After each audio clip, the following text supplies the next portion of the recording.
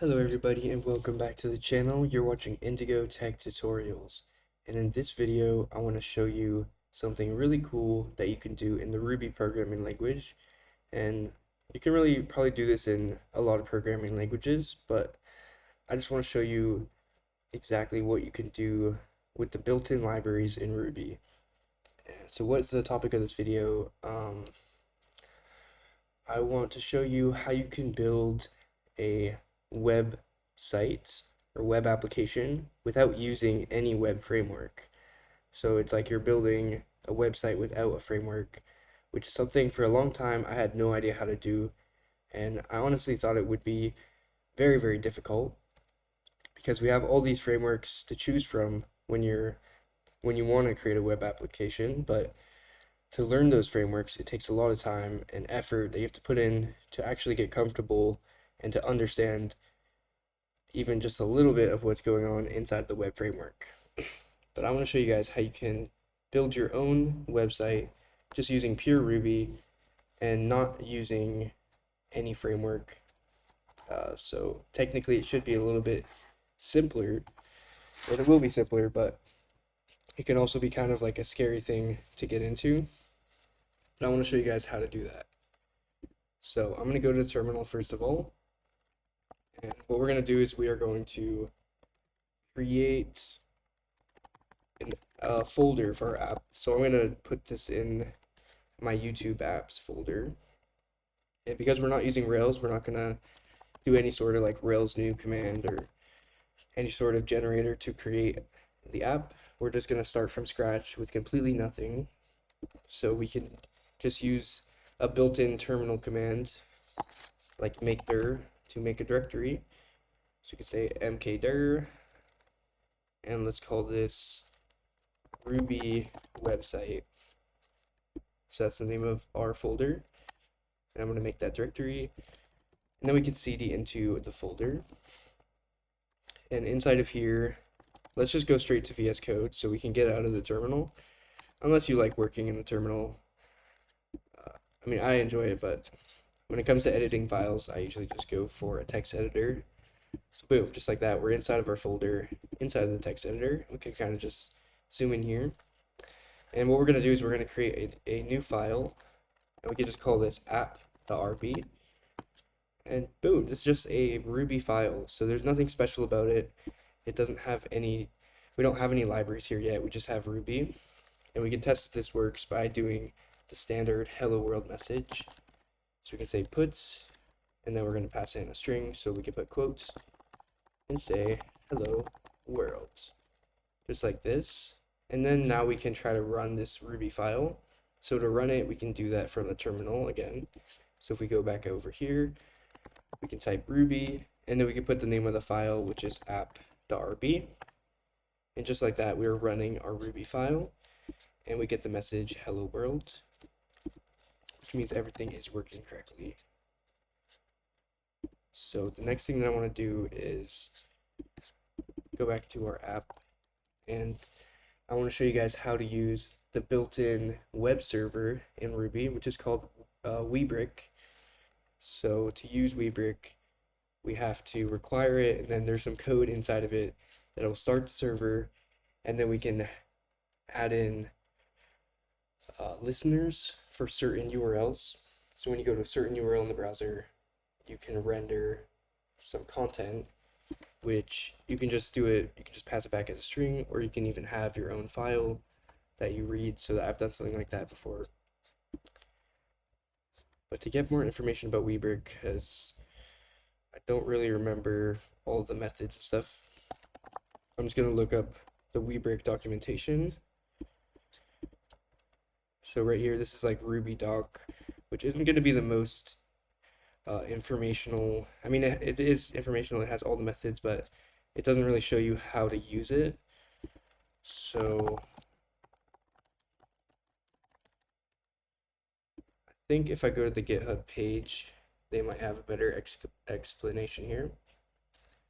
And it says that you can install it as a gem, but I'm pretty sure nowadays it's just built right into Ruby, so you don't need to install it with the gem anymore. You can just require it, And another way that WeBrick works is that you can just use your folder as a you can just use that folder as the base for your web app, and then it'll expose all of the files and make them automatically available. So that's another option, but I don't think that's what we want to do for our website. I only want to, render specific content for a URL, but this is another way that you can do it, to serve the documents from a folder.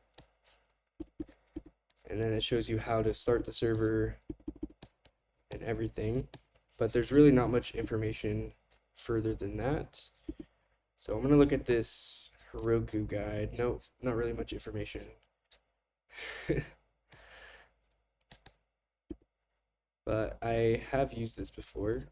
It's just funny there's not like an example piece that we can use. So I think, well, I can just go back to my code, because I've been building my own web framework, which I don't really want to talk about this too much because I want to make a whole video talking about how I did this.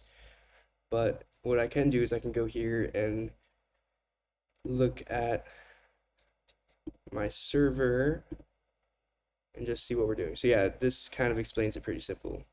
So we're going to copy this line. And let's go back to our Ruby website. And first of all, we need to require WEBrick. So we have the WEBrick class and all of the code for WEBrick included. And then we're going to create a server by initializing this class and setting the port to whatever port you want it to run on. So if you're familiar with Ruby on Rails, the default port for that is 3000. So whenever we start a Rails app, we end up going to localhost 3000. But with this, it would be 8000. That's the one that they have set. Or that's the one that I was using, I guess. But you can use whatever value you want. We could leave this at 8000, or we could switch it to 3000, because that's similar to Rails. And the next thing that we're going to do is we can skip this line, because that is actually how I'm setting all my routes in my custom framework. But we don't really have anything as advanced as that right now, so we're just going to copy the second two lines. So the first one, I don't really know what this trap line does. It says like trap into server shutdown. I guess this is just a callback to make sure that the server shuts down. Maybe if you quit out of the file, or if you stop the server, if you stop the process. Then right here we have the server start command, which is going to start the server. And it's really as simple as that. So now if we go back and rerun our Ruby file by doing ruby app.rb, you'll see that we have now started an HTTP server, which we can access by going to the browser and making a request. So we're going to localhost 3000, and we just get an error, not found. So we don't have a route path defined. So that's why we're getting that error. And the requests are not going through. And it works just like a regular HTTP server. You can, of course, make requests with curl or other tools. Say like curl HTTP localhost. Yeah, I spelled that wrong. And again, we get the same message that the slash was not found. And of course, the slash is what the route path is.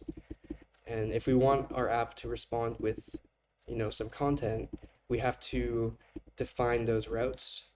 And there's another method that we can use, which I'm using in my framework, which is not here. It's going to be over in my router. And what I'm doing is I'm doing the server mount proc with the URL, and then we get the request and the response. And finally, we can set the response body, and that is what handles rendering the content. So it's very, very simple. So we can just come down here, add in this piece of code, and then for the URL, it can be anything, but if you want to set the route path, you have to use the slash. And now we have the request response. So the request is what's coming in from the browser. So that's like, see, we have to make a request, and if you were sending any data, it would come through in that request section. And the response is what you're sending back. So if we set the response body to hello world, and then let's restart our server so we get the new changes. we reload, we actually get the same message. So again, it's not finding it, even though we set the block, which I wonder, maybe you have to set the block before you start it. I think that's what's happening.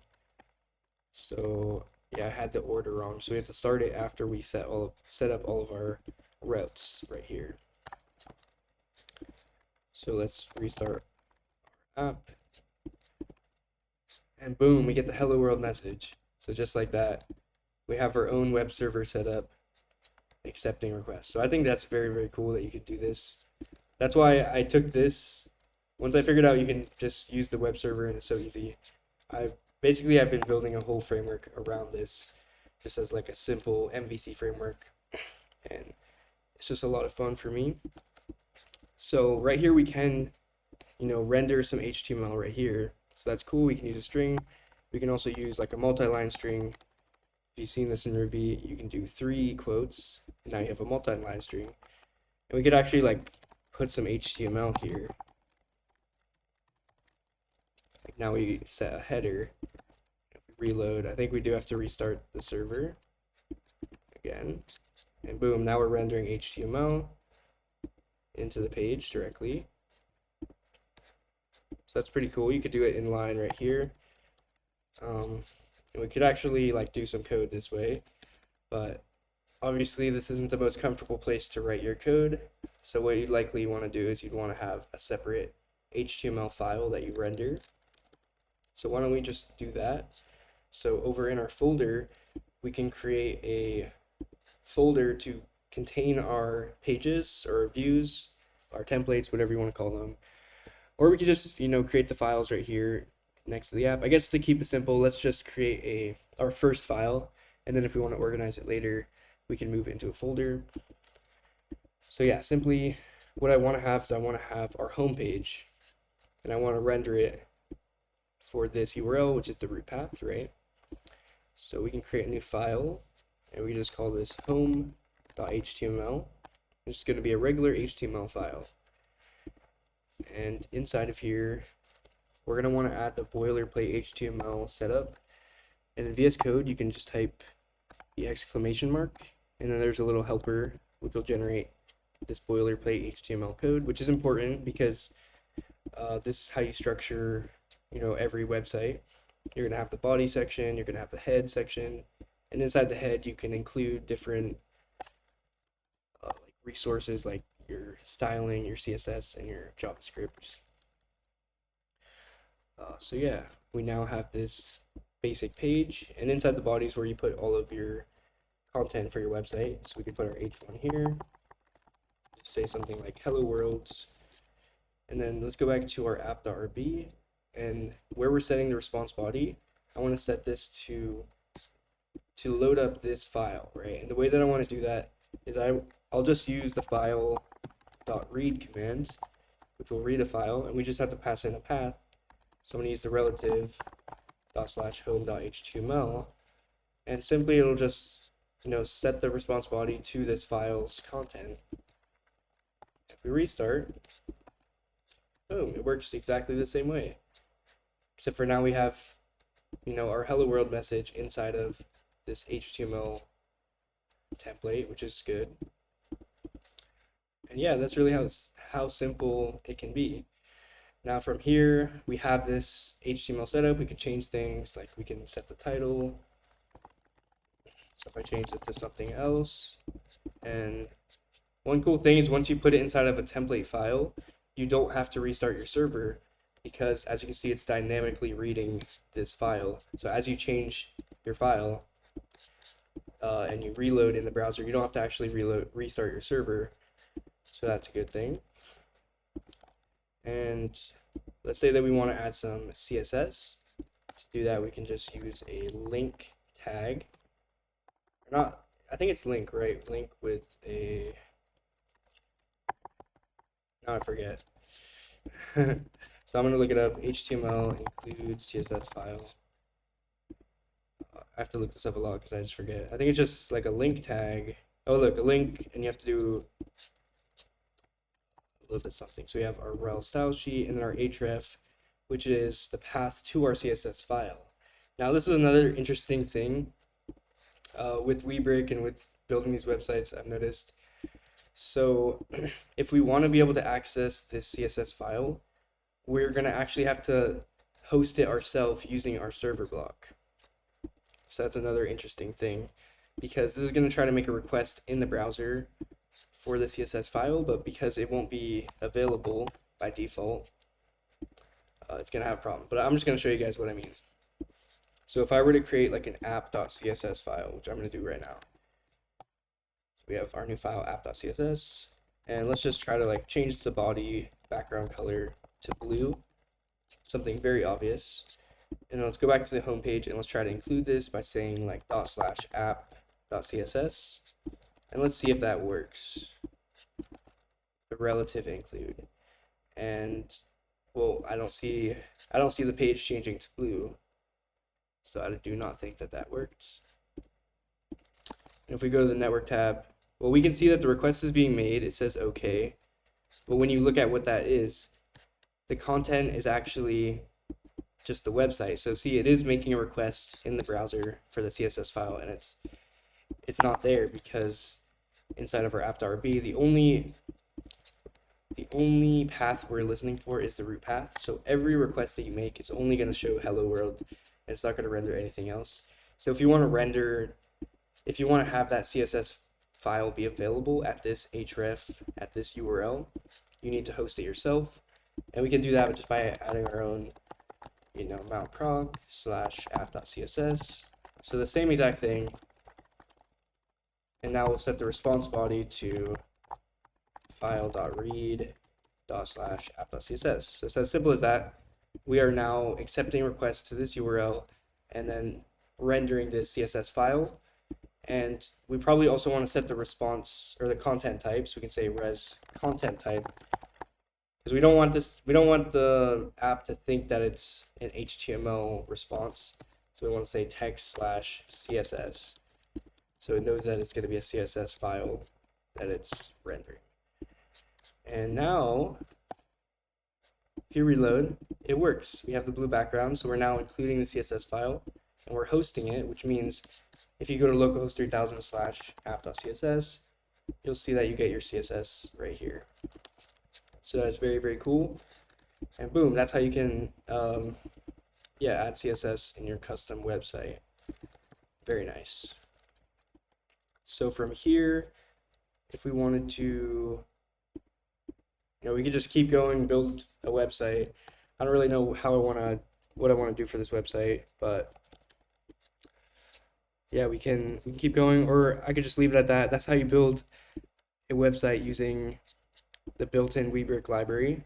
And it's very simple. Like I said, I took this and I'm working on a whole framework because I thought this was very cool once I learned how to do this. Anyways, maybe I'll keep going on this video, maybe not, but hope you find this interesting, and I had a lot of fun just doing that real quick.